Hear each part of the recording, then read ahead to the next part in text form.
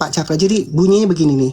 Jadi jangan pernah kamu memberikan salam terlebih dahulu kepada orang Nasrani dan Yahudi atau di luar Islam. Ya, jika kamu bertemu dengan mereka, persempitlah jalannya. Itu dalilnya bukan cuma satu loh Pak Cakra. Iya, banyak yang kayak gitu Nah, banyak. itu kan kebencian yang diajarkan. Makanya saya tanya, apakah Rasul, junjungan, panutan mengajarkan toleransi kepada sesama manusia itu enggak? Pertanyaannya di situ. Iya, iya, memang Silakan Pak Cakra. iya, memang karakter itulah masalahnya itulah persoalan dalam Islam itu karakter ya. Ya, karakter Nabi itu ternyata terbalik daripada yang diklaim. Um, jadi banyak hal yang terbalik. Misalkan yang pertama kalau mau bicara sama orang di luar Islam itu, oh Nabi ini orang baik-baik. Ternyata kalau kita tanya mereka, coba definisikan karakter yang baik itu bagaimana? Ternyata ya untuk hanya menggaul orang lain masuk Islam, ketika mereka masuk Islam dibalik.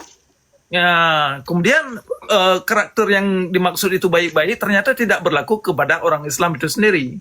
Misalkan gini, perintah membunuh orang yang keluar daripada Islam. Betul. Itu kan cukup zalim itu kan nyawa Itu orang. disampaikan dulu Pak, supaya nggak fitnah. Itu yang saya punya di Nasai 3991. Itu perintah dari Rasul, barang siapa yang keluar dari agamanya maka bunuhlah. Lanjut Pak Cakra. Ya, itu juga ada di Sahih Muslim dan Sahih Bukhari. Itu mereka-mereka yang di bawah kalau mau lihat itu ada di Sahih Bukhari dan Muslim. Kemudian lagi persoalan persoalan suruh bakar rumah orang yang lengah ke masjid. Berarti memang tidak ada kebebasan kita untuk berpikir kalau seseorang terancam oleh Nabi dibakar rumahnya gara-gara dia lengah ke masjid. Memang ini kan satu kehidupan yang memang tidak ada kebebasan untuk kita merenungi apa sih yang diajarkan dari Nabi. Banyak hal yang demikian saya lihat yang mengacu umat kepada kekerasan dalam beragama karena prinsip-prinsip atau tabiat-tabiat yang digambarkan oleh kitab hadis.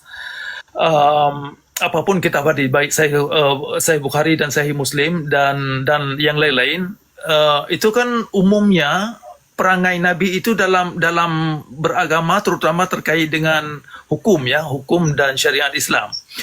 Itu kan cukup seram cukup seram dan tidak manusiawi.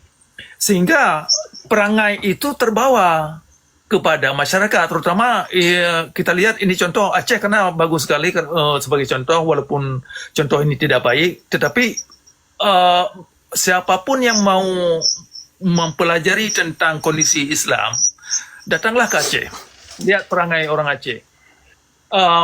Bukan berarti semua orang Islam di Aceh 100% demikian. Ada 1, 2, 3 yang mungkin tidak termakan dengan ajaran-ajaran yang zalim yang demikian. Tetapi bisa dikatakan 98%. Itu luar biasa banyaknya. Nah, kemudian kalau kita keluar dari Indonesia, misalkan ke Eropa atau negara lain, saya sudah banyak berkawan dengan orang Afghanistan, orang Pakistan, orang Afrika, dan Bosnia, termasuk Chechnya. Umumnya, kelakuan kekerasan mereka itu sama dengan orang Aceh. Kenapa sama? Karena ajarannya sama. Nah, kan, jadi persoalan kekerasan dalam agama itu tidak hanya terjadi di Aceh, tetapi di tempat lain juga sama demikian saya lihat. Jadi itu soal yang cukup memperhatikan.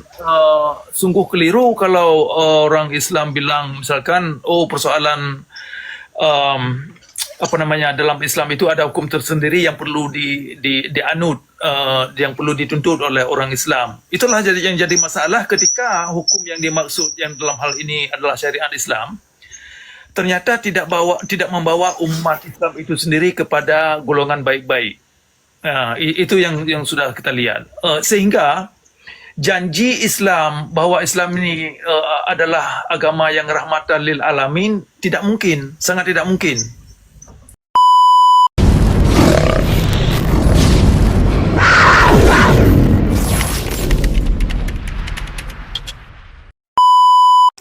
Ya, shalom Pak Cakra. Ini temannya Bang Bendi ini. Puji Oke. Tuhan. Apa kabar Pak Cakra? Suaranya ke-mute itu, ada ke-mute itu. Sorry ya teman-teman, saya itu juga nggak bisa lama ngomong karena masih flu sama batuk. Oke. Tapi saya usahakan Oke, masih. shalom. Shalom, shalom. Ya, shalom. Pertama sekali buat semua yang sudah ikut bergabung dalam komal ini. Saya tidak bisa lama, cuman mungkin ya sekitar 15-20 menit mungkin bisa saya ikut nimbrung. Semoga yang sudah ikut bergabung di sini sehat-sehat semua. Gitu. Thank you Pak Cakra.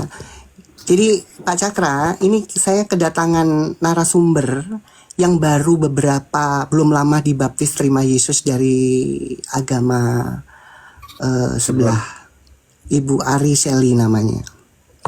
Salam kenal ya Pak. Oh, salam kenal balik. Teman-teman, Pak Cakra itu tinggal di luar, tapi beliau itu dari Aceh. Kalau tidak keberatan teman-teman di follow ya Pak Cakra, biar Pak Cakra ini lagi viral ini. Banyak orang tidak Follow ya. sependapat dengan Pak Cakra ini. Ya, Um, silakan teman-temannya boleh di follow ya Pak Cakra. Udah Pak, aku udah follow aku udah. Ya. Yes, ya, persoalan di Aceh saya kira persoalan yang perlu perhatian kita semua, baik di Indonesia dan juga siapa saja yang di luar negeri ya. Karena persoalan cara beragama di Aceh saya lihat tidak lagi lokal, tetapi mereka bawa ke luar kemanapun mereka pergi. Itu memprihatinkan. Saya lihat kalaupun mereka keluar negeri, itu prinsip-prinsip primitif cara mereka beragama itu mereka bawa. Jadi mereka tidak bisa mengkontribusi kepada masyarakat di mana mereka mereka berdomisili. Hanya sebagian kecil saja, tapi umumnya saya kira memprihatinkan. Jadi persoalan syariat Islam itu mungkin perlu diangkat ke permukaan. Mungkin banyak di antara orang Islam itu sendiri saya lihat tidak mengerti apa yang dikandung syariat Islam. Karena umumnya kan mereka ikut-ikut aja beragama, ngafal. Kalau baca Quran itu kan dihafal. Itu kemudian saya lihat syariat Islam yang ada di Aceh itu sudah mulai menyebar ke daerah lain ya, kayak Palembang, mungkin ke daerah Jawa.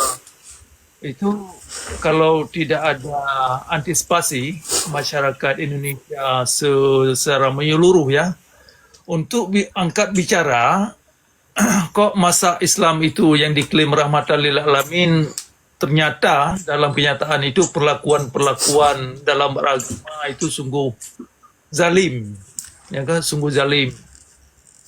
Ini perlu masyarakat Indonesia semua, baik mereka yang agama Kristen, yang agama Hindu, siapa saja sih, walaupun mereka tidak mengerti banyak tentang Islam, tetapi kalau mereka punya sedikit pemahaman tentang kemanusiaan, tentang human rights, hak asasi manusia, itu perlu angkat bicara.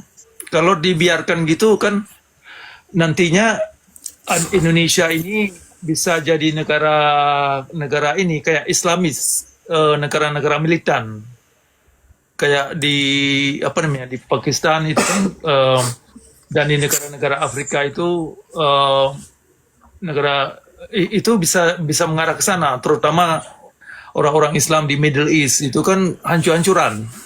Hal itu kan umumnya orang Islam di sana. Jadi tidak benar kalau dikatakan dimanapun mayoritas orang Islam itu negara itu aman. Itu sungguh tidak benar. Karena dalam kenyataannya bukan demikian. Di Aceh itu kan hampir berapa ya? Hampir 97%, mungkin lebih ya. Itu orang Islam semua. Tapi peradaban dan sikap orang Islam itu saya kira sungguh menyedihkan ya, sehingga kehidupan bermasyarakat tidak produktif, tidak kreatif hingga sekarang. Jadi ini perlu kita ini yang apa namanya, yang di luar Aceh, yang prihatin terhadap kemanusiaan, terhadap kebebasan beragama, terhadap nilai-nilai kemanusiaan lah, nilai-nilai humanisme yang universal itu perlu terus ditingkatkan. Saya kira demikian. Silakan. Setuju, Pak. Saya lihat ini negara Barat ya, atau negara demokrasi itu nampaknya tidak bisa diharapkan dari orang Islam. Misalnya negara-negara Barat itu kan menjunjung tinggi negara-negara sekuler, konsep-konsep sekuler. Yang bisa membela konsep-konsep sekuler, konsep-konsep humanisme, konsep-konsep liberalisme atau liberty, itu kan umumnya orang Kristen dan orang Yahudi.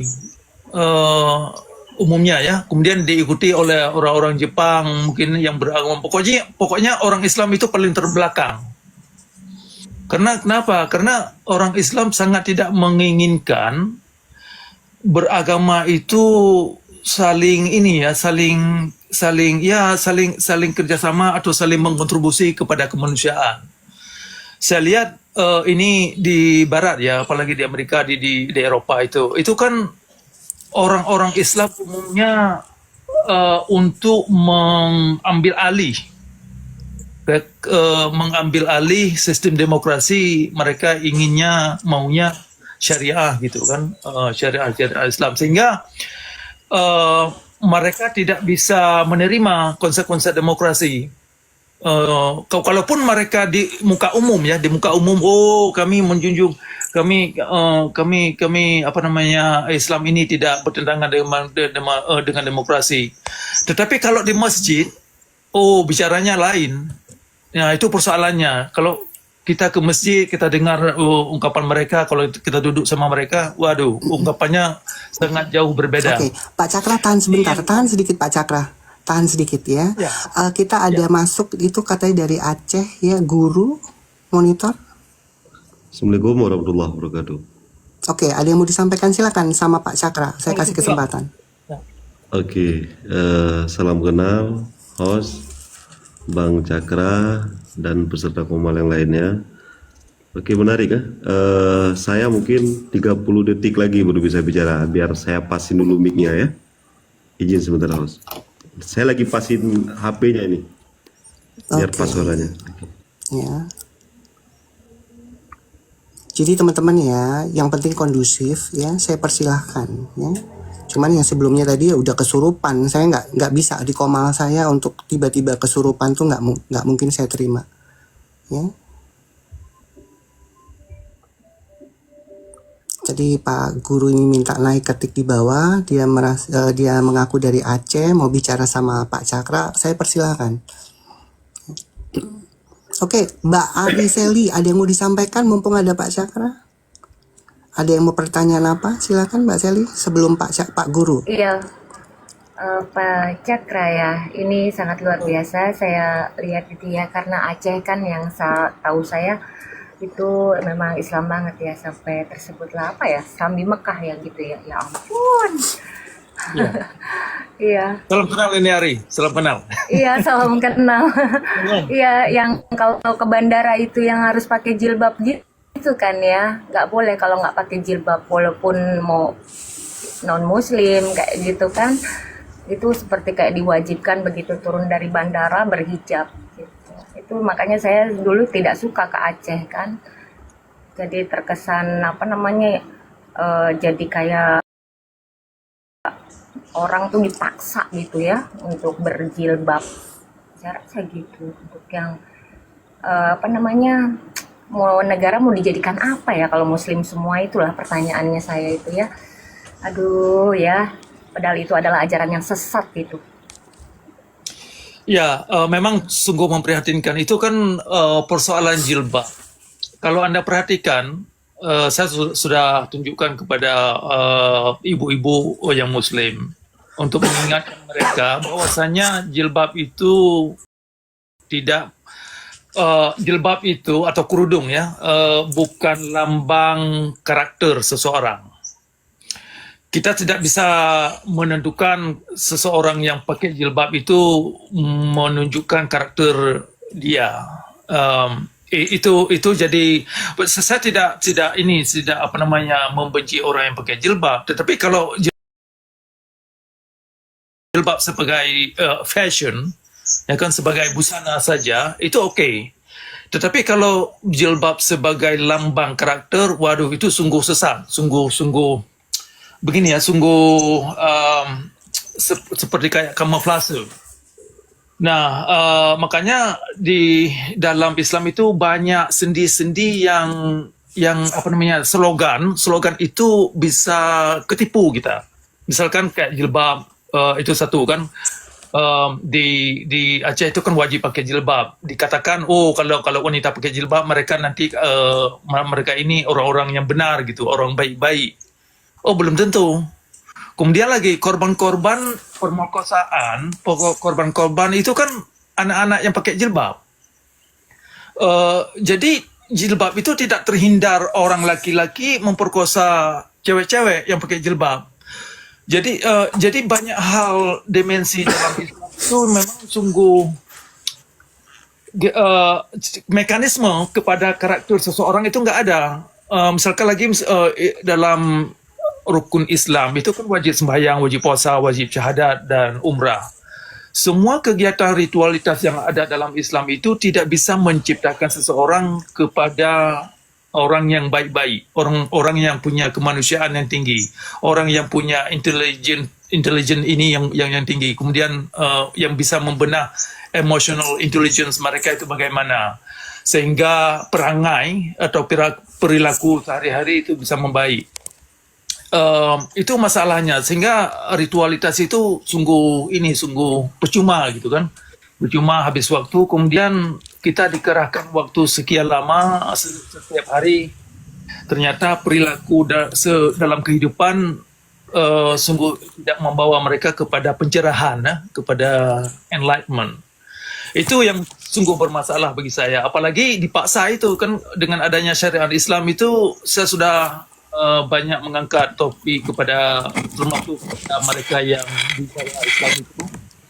Syariat Islam itu adalah satu aturan untuk membawa kaum muslim itu sendiri kepada kezaliman, termasuk orang di luar Islam. Apa ya kan? Itu persoalannya. Jadi kita ini yang masyarakat Indonesia atau masyarakat semua lah yang berprihatin terhadap kemanusiaan, kebebasan beragama.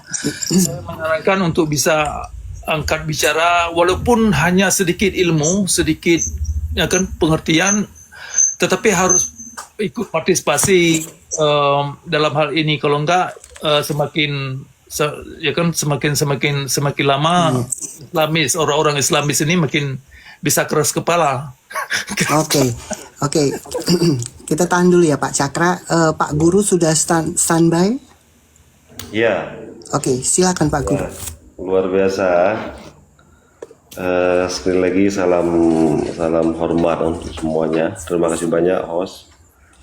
Ya, saya dari Aceh. Cuma tinggal saya sekarang tidak di Aceh. Saya di daerah seputaran Oceania ataupun di daerah negara-negara Pacific Islands.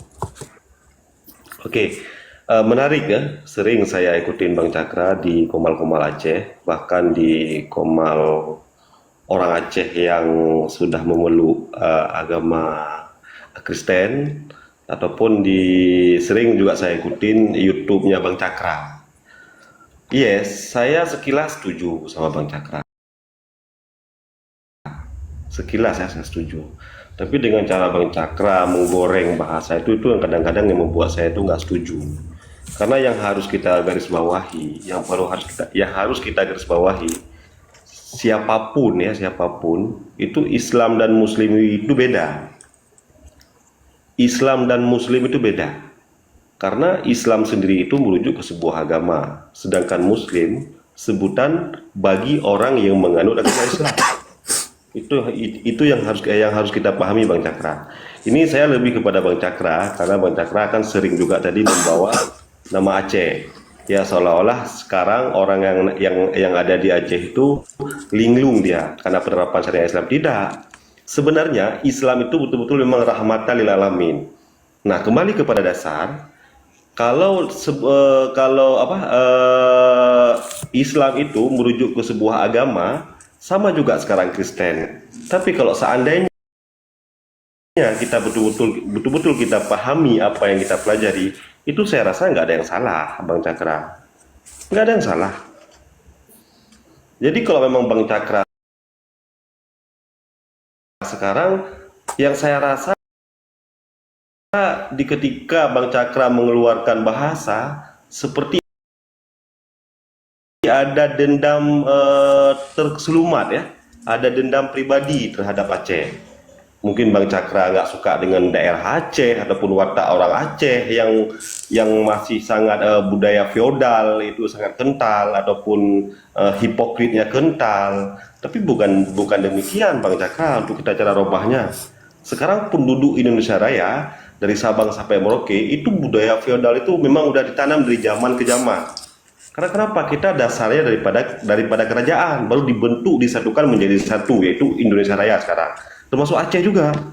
Nah, jadi sekarang dari mulai yang mati sampai yang hidup apapun yang ada di dunia ini beragama Islam.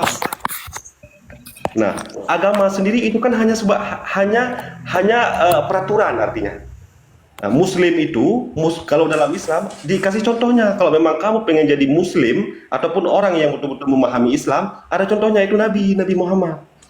Nah, sekarang kalaupun Bang Cakra ada nggak apa sama orang Aceh 1-2 orang yang modelnya bahasanya kasar-kasar, Bang Cakra mungkin tuh lebih kepada pribadi sama dia.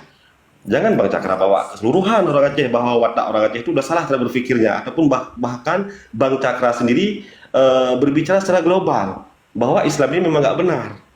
Islam ini kan tadi kita udah sepakat merujuk kepada sebuah agama. Begitu juga Kristen, begitu juga Buddha. Nah, itu Bang Cakra yang harus kita pahami dulu Bang Cakra. Oke, ya, tahan dulu ya Pak Guru ya. Oke ya, kita kasih plus dulu ya. Jadi sebelum ke Pak Cakra ya, sekali lagi terima kasih teman-teman yang baru bergabung, terima kasih yang sudah support tap-tap layar ya, yang share, karena share itu dipertimbangkan oleh tok-tok ini supaya tidak rungkat ya. Kalau tidak keberatan love orange-nya juga ya teman-teman. Thank you ya teman-teman. Terima kasih semua yang untuk supportnya. Tolong di follow yang di atas ini ya. Akun-akun yang belum di follow tolong di follow ya teman-teman ya. Supaya Anda mendapatkan notifikasi siapapun yang nanti narasumber ini live di tempat-tempat lain. Oke. Nah sebenarnya saya mau nambahin sedikit ini ya. Pak Cakra, betul nggak sih? Ini menurut saya ya, gitu. Tolong Pak Cakra mungkin lebih pandai di agama Islam yang dulu saya ikutin ya. Kalau saya segini Pak Cakra, ini pemikiran saya yang mudah setelah saya belajar ya, tapi mungkin tidak pintar untuk orang-orang yang lain. Untuk mencari Tuhan yang benar, saya ketemu formulanya itu dari pengajaran. Betul nggak sih? Kalau pengajarannya itu benar-benar dan benar, automatically itu menuju ke Tuhan yang benar. Tapi kalau pengajarannya sudah satu, jahat, tidak benar, tidak baik, ya saya bisa memutuskan bahwa itu Tuhan yang tidak benar. Bagaimana Pak? Salah atau tidak itu? Silakan Pak, sambil menanggapi juga Pak Guru itu. Silakan Pak Cakra. Baik, Gini, host izin host, biar sekalian ditanggapi. Barusan ada yang sedikit ketinggalan. Gini Bang Cakra, ataupun izin host sebentar. Karena Islam sendiri, Silakan. Islam tadi kan agama tadi peraturan ya, peraturan. Islam sendiri kan sudah mengatur tata cara hidup manusia sangat sempurna. Namun kebanyakan Muslim tadi kan, Muslim konteksnya yang mengaku dia Islam, tapi dia tidak benar-benar Islam, yaitu tidak menjadi seorang Muslim yang taat, ataupun tidak menjadi seorang Kristiani yang taat, ataupun Buddhis yang taat, yang diajarkan dalam agamanya masing-masing, itu akan menjadi gerakan ataupun apapun yang dia lakukan itu hanya sebatas ritual semata. Jadi tidak lebih daripada itu Bang Cakra. Jadi kalau memang Bang Cakra tadi juga sedikit ada menyinggung bahwa orang-orang Islam ini akan hidup dalam kebodohan, tidak juga demikian Bang Cakra. Karena Oke, orang-orang sudah cukup ya orang-orang Pak zaman Guru dahulu- ya. Pak Gini, Guru, kita Bu. kita mau tahu pendapat dari Pak Cakra sekarang. Silakan Pak Cakra. Baik, terima kasih. Yang barusan diutarakan oleh Pak Guru adalah narasi yang sama-sama kita dengar, sudah banyak kita dengar. Persoalannya narasi itu sudah basi. Kenapa basi? Karena dalam alam narasi itu tidak laku. Nah, dalam alam apapun yang ajaran itu sangat menentukan pola pikir. Nah, ini satu persoalan yang tidak dimengerti orang Islam, kebanyakan orang Islam. Pola pikir yang materi-materi yang kita taruh, yang kita masukin dalam otak kita ini, itu membuahkan perilaku. Jadi dalam ajaran Islam itu kita tiap hari dituntut yang pertama sekali itu membenci orang lain, benci agama lain. Kemudian membuat pernyataan-pernyataan yang tidak bisa difaktualkan dalam alam sebagai janji taubat atau janji ritualitas. Jadi ini satu persoalan yang cukup secara moral tidak mendidik. Misalkan menjanjikan orang yang sembahyang ada pahala. Pahalanya itu kapan? Setelah kita mati. Jadi Islam itu secara alam tidak sinkron bagaimana alam ini bekerja. Nah, jadi materi yang kita anut itu sungguh berpengaruh. Makanya kalau kita ingin jadi, misalkan dalam ayat 11 surah 13 itu dalam Al-Quran kan dikatakan, tidak berubahnya nasib manusia itu kalau pola pikirnya tidak mau dirubah. Itu ayat itu kebanyakan orang Islam tidak dihiraukan. Nah, itu jadi masalah. Nah, jadi materi yang diajarkan di sekolah-sekolah pesantren atau di masjid-masjid itu kan kebanyakan materi bagaimana membenci orang yang di luar Islam. Kemudian membuat pernyataan yang tidak bisa difaktualkan dalam alam. Nah, itu aja kehabisan umur atau ajaran yang ada dalam Islam hanya sekitar itu aja. Tidak ada materi yang bisa mengangkat pola pikir kita untuk berani introspeksi, jujur diri kita sendiri. Itu jarang sekali. Kalaupun ada, itu dianggap di luar daripada syariah. Jadi itu satu persoalan yang sangat ketara. Nah, pernyataan yang dikatakan tadi bahwasanya ajaran Islam itu ada mengajarkan kepada kebaikan, kalau ada orang yang segelintir orang itu dia dianggap oknum. Nah, kalau orang-orang yang bakar gereja, bakar pondok Muhammadiyah kemarin itu sungguh terkait dengan ajaran yang mereka anut. Nah, ini kalau Anda misalkan ini Pak Guru ya yang mengingkari tentang itu, Anda bisa lihat dengan materi-materi yang ada dalam hadis. Kalau seorang Nabi Muhammad, kalau Nabi ini mengajarkan umat untuk membunuh sekalian orang Yahudi agar orang Islam ini masuk surga, ini kan persoalan cukup serius. Masa seorang Nabi menyerukan umat membantai orang Yahudi agar orang Islam masuk surga? Berarti orang Islam tidak bisa masuk surga sebelum mereka membantai orang Yahudi. Nah, inilah ajaran-ajaran yang bermasalah. Kemudian misalkan Nabi menyerukan kita orang Islam bakar rumah orang yang lengah ke masjid. Nah, ini kan melanggar hak-hak asasi manusia. Kalau Nabi menyerukan umat yang demikian, mereka inilah yang dengan ajaran-ajaran beginilah yang membuat umat jadi keras dalam beragama, kemudian tidak punya nilai-nilai kemanusiaan, apalagi nilai toleransi terhadap agama lain. Lebih jauh lagi kalau kita lihat, itu kan banyak sekali ayat-ayat dalam Al-Quran yang mengatakan dilarang bagi Rasul atau Nabi memaksakan pemahaman ayat kepada umat. Ya kan, dilarang bagi Rasul atau Nabi memaksakan sunnah dirinya atau sunnah Nabi dalam hal ini Betul, Pak Cakra. kepada orang lain. Nah, tetapi ini kan tidak diindahkan. Adanya syariat Islam adalah semata-mata untuk menindas terutama orang Islam itu sendiri, terutama terhadap hukum-hukum yang siapa yang keluar dari Islam. Ini kan bisa bisa dalam hukum syariat Islam ini kan bisa dibunuh. Kemudian orang yang dianggap menghina Islam. Bagaimana kita bisa memberdayakan akal pikiran kita kalau hanya mengangkat hadis yang mengajak umat untuk saling bantai atas nama Tuhan? Ini kita dihukum gara-gara hanya menunjukkan apa yang dikandung oleh kitab hadis.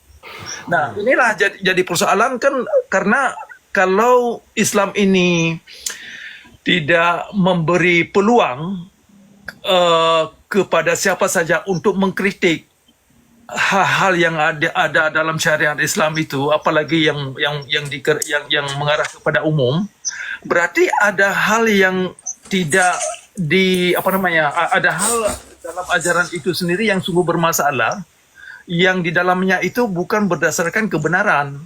Kalau memang ada kebenaran, kenapa tidak bisa dikritik oleh semua orang?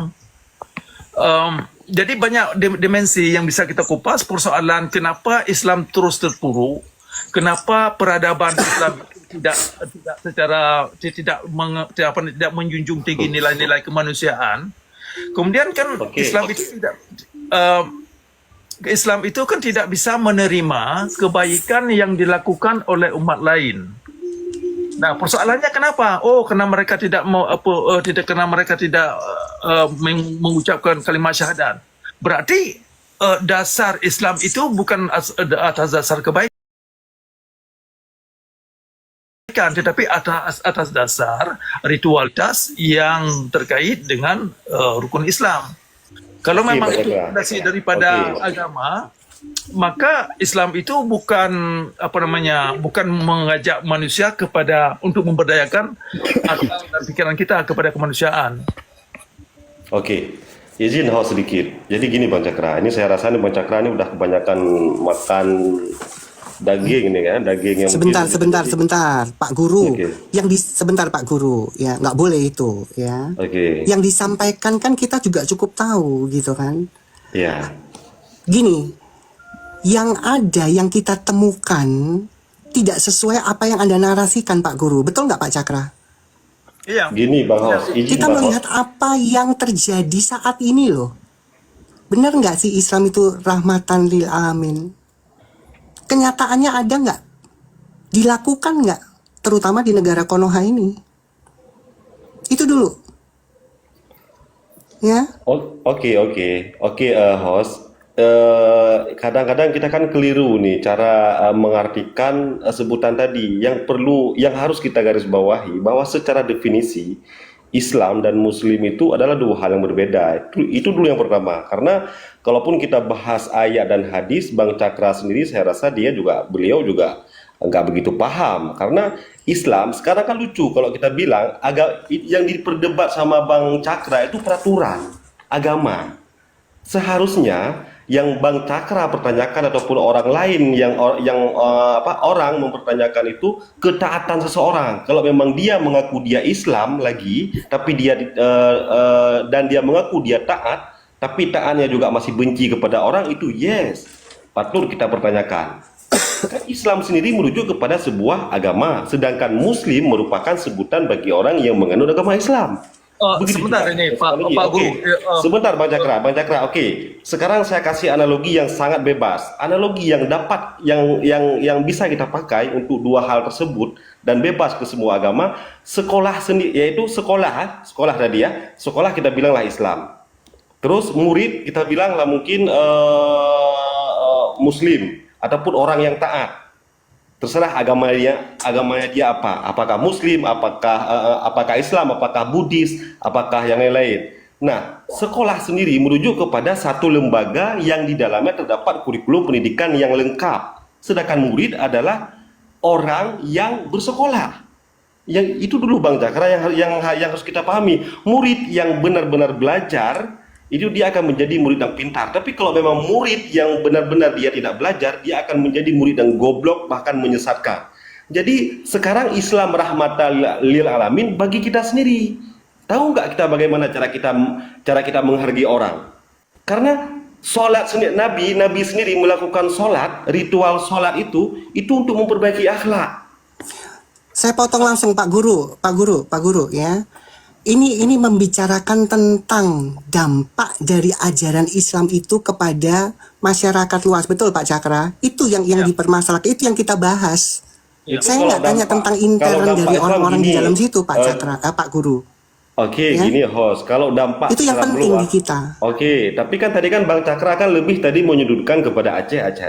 Tapi kalau memang kita bilang dampak Islamnya orang-orang Indonesia sekarang yang ramai memeluk agama Islam, itu saya setuju. Itu kembali lagi kepada dasar yang watak feodal orang Indonesia dari Sabang sampai Merauke sekarang itu memang ada. Nah, cara memberantaskannya itu yaitu pada kita sendiri masing-masing. Bagaimana cara kita untuk kita tanganinnya? Begini Pak Guru.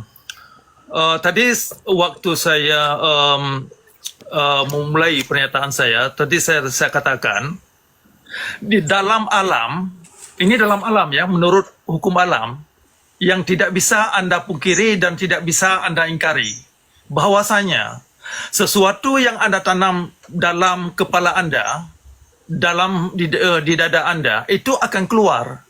Tidak bisa disembunyikan kalaupun Anda berusaha menyembunyikan. Jadi ajaran yang dianut oleh seseorang itu akan keluar dari perangainya, dari perangai seseorang. Dari buahnya itu Anda akan kenal siapa mereka. Begitu juga Ya, sebaliknya. Pak Cakra, tapi Pak Cakra jangan ngomong. Sebentar. Tahan dulu, Pak Cakra Guru. jangan menyudutkan orang Aceh, tapi ngomongnya itu coba berbicara itu secara global. Umumnya Sebentar, orang sebentar. Indonesia Raya sekarang menganut agama Islam, makanya dia miskin. Saya setuju. Pak Guru, Saya setuju, nggak Pak apa-apa. Guru, tahan dulu Pak Guru. Dari ajaran itu, pertanyaan saya, ini sepele ya. Kalau memang Islam itu rahmatan ilmu dan segala macam lah itu, kenapa ya? Kenapa di Aceh sendiri itu tidak menerapkan, yaitu tadi ya, semua mencondong harus ke Islaman, betul nggak Pak Cakra? Ya, jadi Itu loh yang kita mau bahas di situ. ya. Jadi ini Pak Guru tolong ini dimengerti. Tadi saya katakan dari buahnya, dari perangainya itu akan Anda akan kenal siapa mereka. Begitu juga sebaliknya. Nggak ada urusan kita Bang Cakra sama mereka.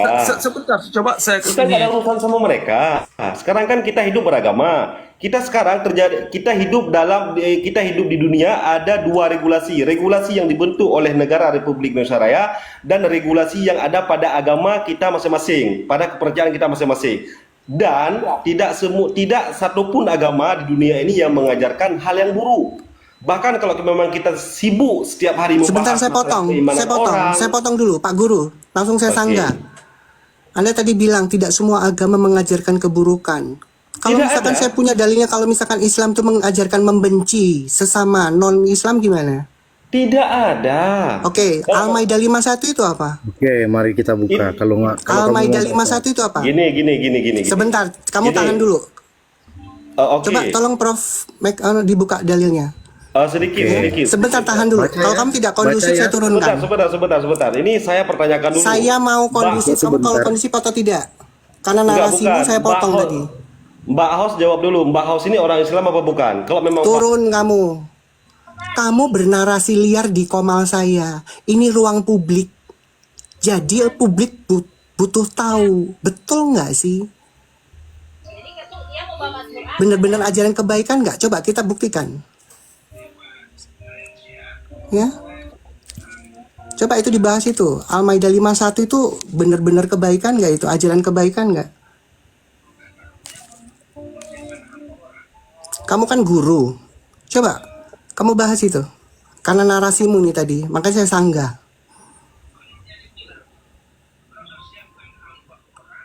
Ini ajaran kebaikan. Silakan kalau kamu kondusif kamu naik lagi. Wahai orang-orang yang beriman, janganlah kamu menjadikan orang Yahudi dan Nasrani sebagai teman setiamu. Sebagian dari mereka menjadi teman setia bagi sebagian yang lain.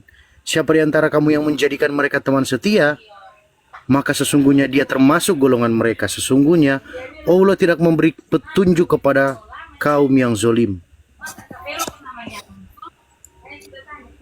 Kalau Anda mau menjawab silakan. Siapa namanya Pak Guru ya.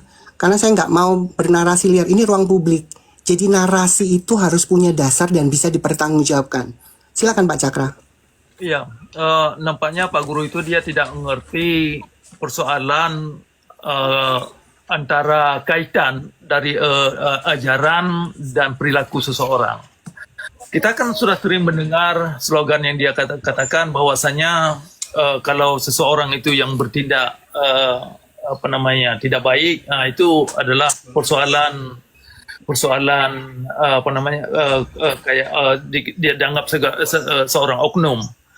Persoalannya begini, kalau kita kaji Sahih Al-Bukhari atau Sirah Muhammad atau kitab fikih, itu bisa disimpulkan bahwasanya perangai Nabi Muhammad dalam beragama itu sungguh zalim.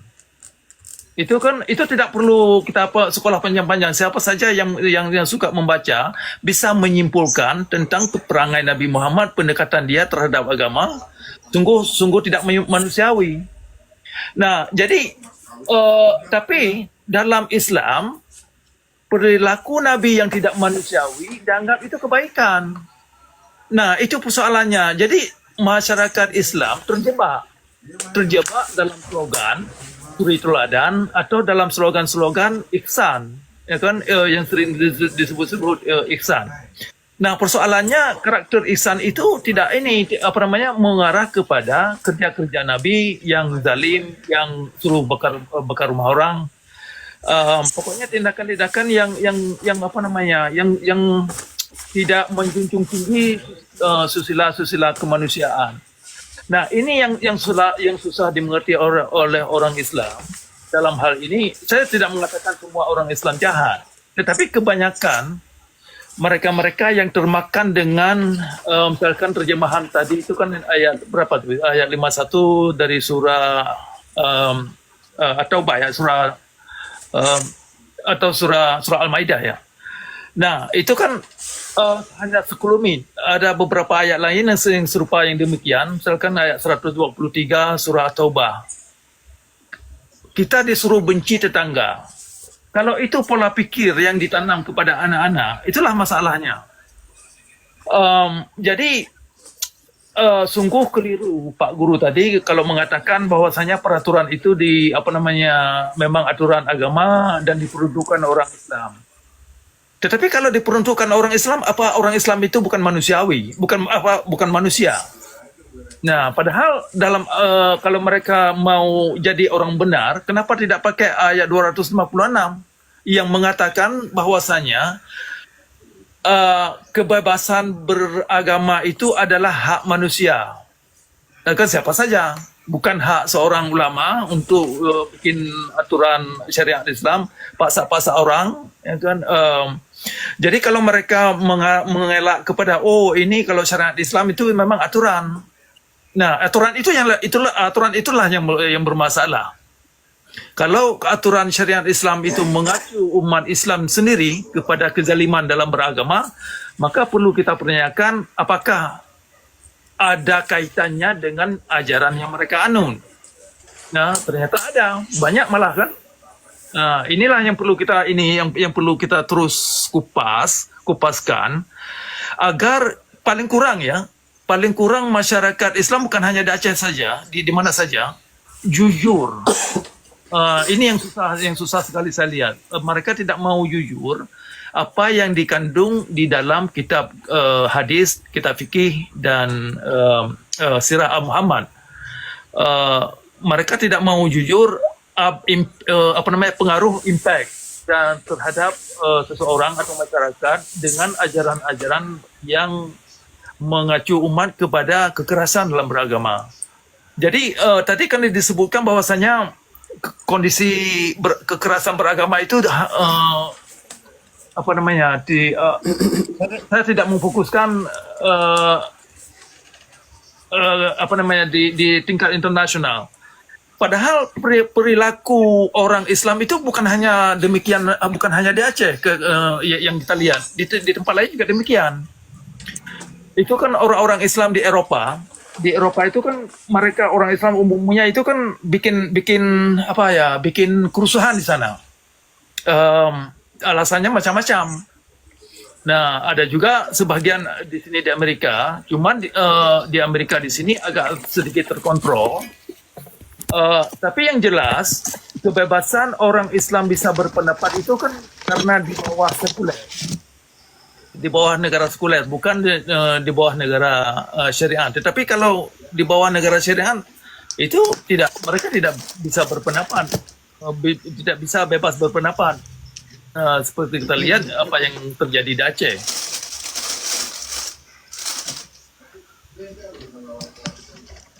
Ya, silakan kalau ada kawan lain yang ingin. Oke, Pak Cakra sedikit ini, Pak Cakra. Saya butuh penjelasan.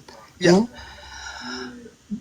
Yang saya bingung Pak Cakra dulu itu ya, kenapa seorang panutan, junjungan, suri tauladan, ya umat Muslim, kenapa dia mengajarkan kebencian kepada sesama? Makanya saya pertanyakan, apakah Islam ini, ya, benar-benar mempunyai toleransi kepada sesama umat beragama?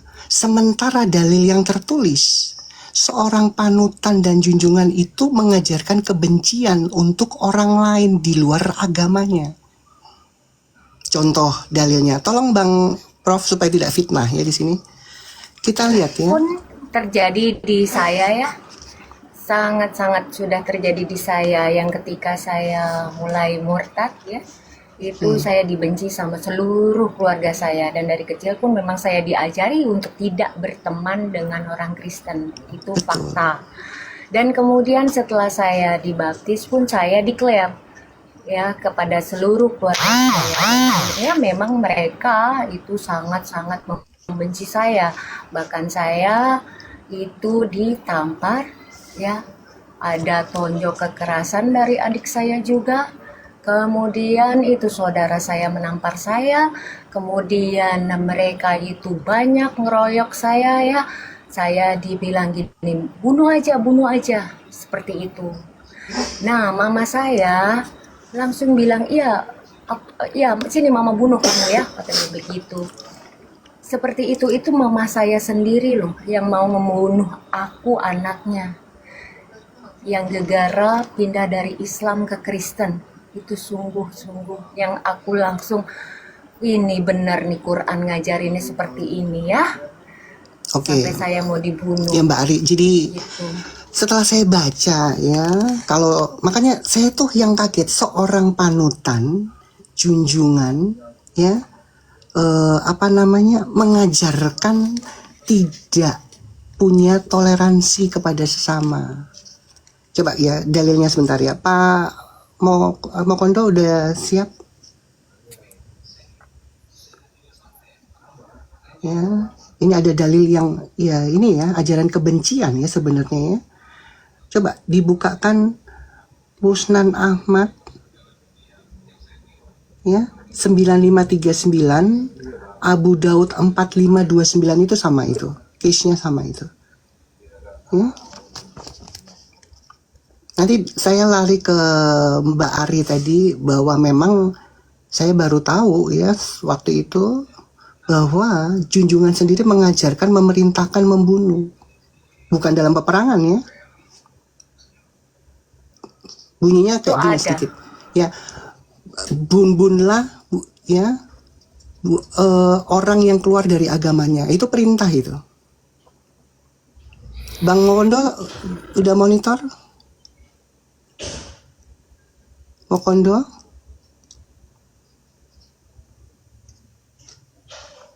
Mungkin udah turun ya.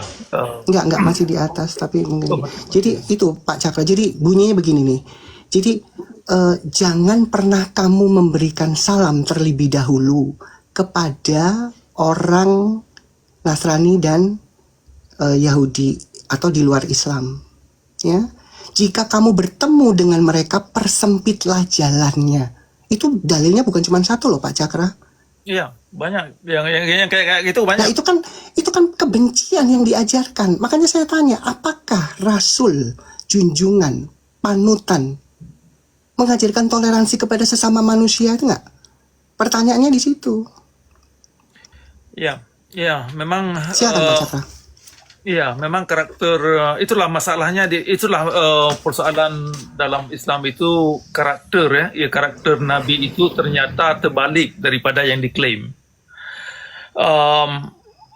Jadi banyak hal yang terbalik. Misalkan yang pertama kalau mau bicara sama orang di luar Islam itu, oh Nabi ini orang baik-baik. Ternyata kalau kita tanya mereka, coba definisikan karakter yang baik itu bagaimana? Ternyata ya untuk hanya menggaul orang lain masuk Islam, ketika mereka masuk Islam dibalik. Ya, kemudian karakter yang dimaksud itu baik-baik ternyata tidak berlaku kepada orang Islam itu sendiri. Misalkan gini, perintah membunuh orang yang keluar daripada Islam. Betul. Itu kan cukup zalim itu kan nyawa Itu orang. disampaikan dulu Pak, supaya nggak fitnah. Itu yang saya punya di Nasai 3991. Itu perintah dari Rasul, barang siapa yang keluar dari agamanya maka bunuhlah. Lanjut Pak Cakra. Ya, itu juga ada di Sahih Muslim dan Sahih Bukhari. Itu mereka-mereka yang di bawah kalau mau lihat itu ada di Sahih Bukhari dan Muslim. Kemudian lagi persoalan persoalan suruh bakar rumah orang yang lengah ke masjid. Berarti memang tidak ada kebebasan kita untuk berpikir kalau seseorang terancam oleh Nabi dibakar rumahnya gara-gara dia lengah ke masjid. Memang ini kan satu kehidupan yang memang tidak ada kebebasan untuk kita merenungi apa sih yang diajarkan dari Nabi. Banyak hal yang demikian saya lihat yang mengacu umat kepada kekerasan dalam beragama karena prinsip-prinsip atau tabiat-tabiat yang digambarkan oleh kitab hadis.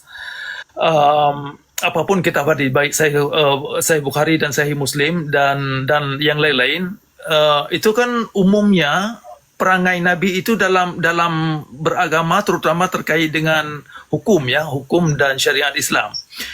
Itu kan cukup seram cukup seram dan tidak manusiawi. Sehingga perangai itu terbawa kepada masyarakat, terutama kita lihat ini contoh Aceh karena bagus sekali sebagai contoh, walaupun contoh ini tidak baik, tetapi siapapun yang mau mempelajari tentang kondisi Islam, datanglah ke Aceh, lihat perangai orang Aceh. Bukan berarti semua orang Islam di Aceh 100% demikian. Ada 1, 2, 3 yang mungkin tidak termakan dengan ajaran-ajaran yang zalim yang demikian. Tetapi bisa dikatakan 98%. Itu luar biasa banyaknya. Nah, kemudian kalau kita keluar dari Indonesia, misalkan ke Eropa atau negara lain, saya sudah banyak berkawan dengan orang Afghanistan, orang Pakistan, orang Afrika, dan Bosnia, termasuk Chechnya. Umumnya, kelakuan kekerasan mereka itu sama dengan orang Aceh. Kenapa sama? Karena ajarannya sama. Nah, kan jadi persoalan kekerasan dalam agama itu tidak hanya terjadi di Aceh, tetapi di tempat lain juga sama demikian saya lihat. Jadi itu soal yang cukup memperhatikan. Sungguh keliru kalau orang Islam bilang misalkan persoalan dalam Islam itu ada hukum tersendiri yang perlu dianut, yang perlu dituntut oleh orang Islam. Itulah yang jadi masalah ketika hukum yang dimaksud yang dalam hal ini adalah syariat Islam ternyata tidak membawa umat Islam itu sendiri kepada golongan baik-baik. Itu yang sudah kita lihat. Sehingga janji Islam bahwa Islam ini adalah agama yang rahmatan lil alamin tidak mungkin, sangat tidak mungkin. Karena materi yang dianut oleh umat tidak mengandung ilmu-ilmu atau pelajaran-pelajaran yang membawa umat kepada kebaikan, atau dalam hal ini sikap-sikap toleransi beragama dengan orang lain. Misalkan kan ayat yang itu yang Anda sebutkan tadi itu ayat berapa ya? Surah Al-Maidah 51 ya. Iya, Al-Maidah 51. Ya, itu kan surah Al-Maidah itu yang 51 itu sudah cukup umumnya orang Islam di mana saja mereka menganut itu, sehingga kalaupun mereka datang ke barat, walaupun mereka hidup di negara barat, sikap mereka dalam beragama terhadap umat lain sama dengan saya lihat dengan orang-orang di Aceh. Sikap tidak mau tahu. Kalaupun misalkan ada kejadian terhadap orang non-Islam, misalkan terhadap orang Kristen atau orang Yahudi, itu cuek aja, tidak punya rasa kemanusiaan, karena dianggap itu sah-sah saja. Misalkan persoalan yang terjadi terhadap orang Israel yang belakangan ini di Palestina, itu kan umumnya orang Islam kan loncat-loncat itu. Kenapa demikian? Karena dalam ajaran Nabi Muhammad, Nabi menyuruhkan umat suruh bunuh orang Yahudi agar orang Islam masuk surga. Nah, ini yang jadi persoalan bagi saya pribadi, kok Nabi bisa sesadis begini dijadikan sebagai suri teladan. Kalau dijadikan suri teladan, tidak mungkin kita katakan suri teladan, kok perangai yang demikian. Inilah satu konsep dalam Islam yang cukup keliru ketika labelnya itu ternyata terbalik. Misalkan dalam dikatakan sahih hadis yang diklaim authentic. Ternyata kalau kita gali apa yang dikandung oleh kitab Sahih Bukhari atau Sahih Muslim, itu kan umumnya itu kan gosipan atau dongeng, ya kan, atau konspirasi teori. Nah, tetapi memang demikian. Jadi persoalannya memang dari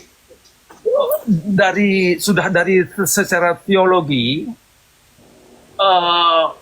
slogan atau terminologi itu ternyata maknanya terbalik.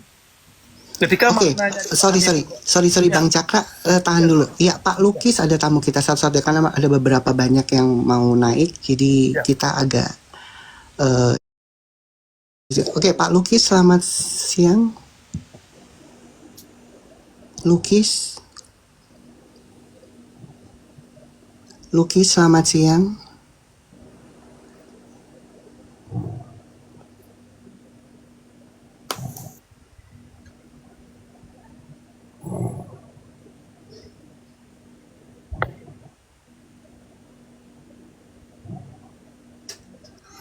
Oke, kita turunkan, mungkin dia nggak fokus. Sabar dulu ya Pak Cakra. Ini masih bisa, waktunya masih boleh nggak Pak Cakra? Soalnya tadi bilang ini mereka lagi banyak mau tanya. ya boleh, ini sebenarnya. yang boleh sekitar Boleh 500. ya, oke.